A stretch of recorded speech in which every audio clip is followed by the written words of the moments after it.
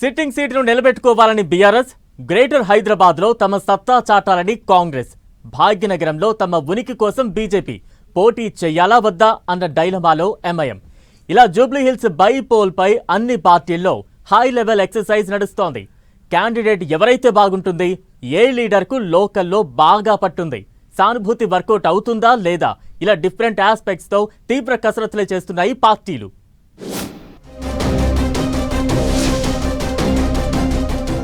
Jubilee Hills bypoll పై పార్టీల serious focus. బలమైన అభ్యర్థి కోసం తీవ్ర కసరత్తు, వడపోత. ఉప ఎన్నికపై Congress, BRS, BJP plannings. Sitting సీటును నిలబెట్టుకోవాలని బీఆర్ఎస్ పట్టు. గ్రేటర్లో మరో సీటు పెంచుకోవాలనుకుంటున్న కాంగ్రెస్.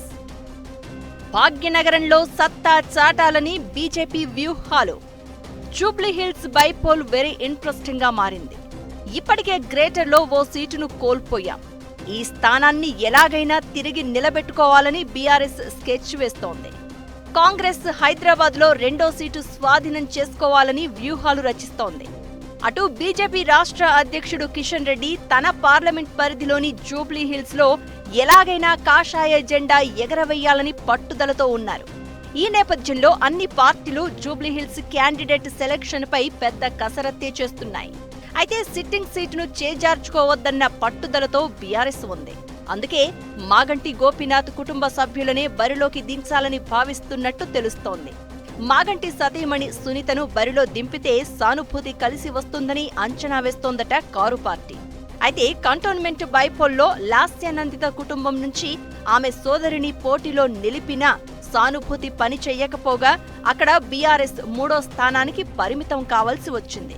అదే సిచ్యువేషన్ జూబ్లీహిల్స్ లోనూ రిపీట్ అయితే ఇంకో సీటు చేజారిపోవడం ఖాయమని టెన్షన్ పడుతోందట గులాబీ పార్టీ.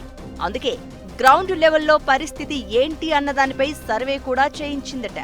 మాగంటి గోపీనాథ్ సతీమణి సునీతనే క్యాండిడేట్ అయితే రిజల్ట్స్ ఎలా ఉంటాయి, ఇంకెవరినైనా బరిలోకి దింపితే బాగుంటుందా అని ఆరా తీసిందట.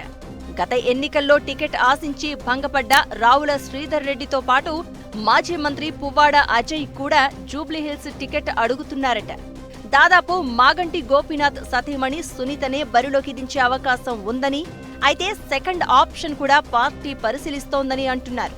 అయితే టికెట్ దక్కితే గెలుస్తామా లేదా అన్నదానికంటే రెగ్యులర్ ఎలక్షన్స్ కోసం తమకంటూ ఓ నియోజకవర్గం ఉండిపోతుందని ప్లాన్ చేస్తున్నారట లీడర్లు. అన్ని పార్టీల్లోనూ ఇదే ఉద్దేశంతో నేతలు టికెట్ ఆశిస్తున్నట్లు తెలుస్తోంది. అసెంబ్లీ ఎన్నికల్లో గ్రేటర్ హైదరాబాద్ పరిధిలో కాంగ్రెస్ ఒక్క నియోజకవర్గంలో కూడా గెలవలేదు. కంటోన్మెంట్ ఎమ్మెల్యే లాస్యానందిత రోడ్ యాక్సిడెంట్లో మృతి చెందడంతో జరిగిన ఉప ఎన్నికల్లో మాత్రం కాంగ్రెస్ అభ్యర్థి శ్రీ గణేష్ గెలుపుతో గ్రేటర్ పరిధిలో హస్తం పార్టీ బోణి కొట్టింది. 2024లో బీజేపీ అభ్యర్థిగా పోటీ చేసి రెండో స్థానంలో నిలిచిన శ్రీ గణేష్ ను బరిలోకి దింపి బైపోల్లో సీటును కైవసం చేసుకుంది కాంగ్రెస్. ఇప్పుడు జూబ్లీహిల్స్ సీటుపై కూడా హస్తం పార్టీ సీరియస్ గానే ఫోకస్ చేసింది. అది సీఎం రేవంత్ మాటల్లో స్పష్టమవుతోంది. కాంగ్రెస్ నుంచి పోటీ చేసేందుకు 5-6 నేతలు రేస్లో ఉన్నారు. గత ఎన్నికల్లో పోటీ చేసి ఓడిన అజారుద్దీన్ మళ్లీ టికెట్ అడుగుతున్నారు. పీజేఆర్ కూతురు ఖైరతాబాద్ కార్పొరేటర్ విజయారెడ్డి కూడా జూబ్లీహిల్స్ టికెట్ కోసం ప్రయత్నాలు చేస్తున్నారు. ఇక ఫహీం ఖురేషీ, నవీన్ యాదవ్, బొంతు రామ్మోహన్ పేర్లైతే టికెట్ రేసులో వినిపిస్తూనే ఉన్నాయి. జూబ్లీహిల్స్ ఉప ఎన్నికపై బీజేపీ కూడా తీవ్ర కసరత్తే చేస్తోందట.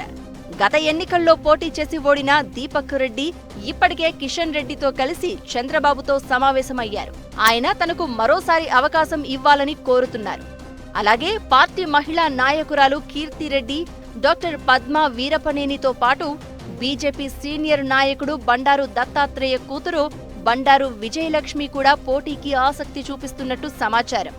ఇక ఎంఐఎం ప్రతిసారి జూబ్లీహిల్స్ లో పోటీ చేయాలని భావిస్తూ చివరి నిమిషంలో అధికారంలో ఉన్న పార్టీకి మద్దతిస్తూ వస్తోంది.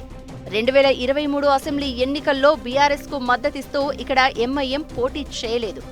అలాగే ఈసారి కాంగ్రెస్ కు మిత్రపక్షంగా ఉన్న నేపథ్యంలో పతంగి పార్టీ పోటీ చేస్తుందా లేదా అన్నది ఇంట్రెస్టింగ్ గా మారింది. అటు టీడీపీ కూడా జూబ్లీహిల్స్ బైపోల్లో పోటీ చేసే యోచనలో ఉన్నట్లు తెలుస్తోంది. ఇలా ఒక్క బైపోల్ అన్ని పార్టీల్లో రసవత్తర రాజకీయానికి దారితీస్తోంది. ఏ పార్టీ ఎవరిని బరిలోకి దించబోతోంది, ఎవరి వ్యూహాలు ఫలించబోతున్నాయో చూడాలి మరి.